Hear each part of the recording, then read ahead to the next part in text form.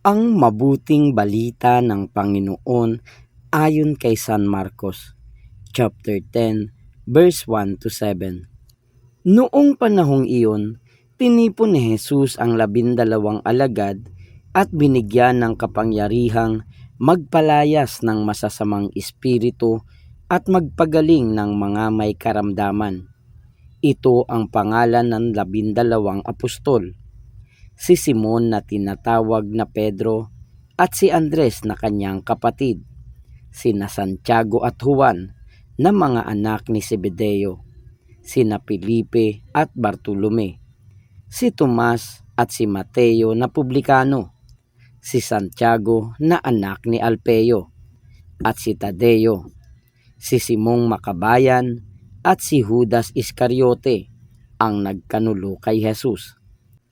Ang 12 ito'y sinugo ni Jesus at kanyang pinagbilinan. Huwag kayong pupunta sa lugar ng mga hintil o sa alinmang bayan ng mga Samaritano.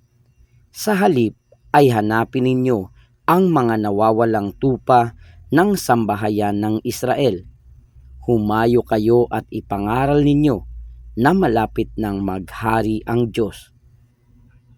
Ang mabuting balita ng Panginoon.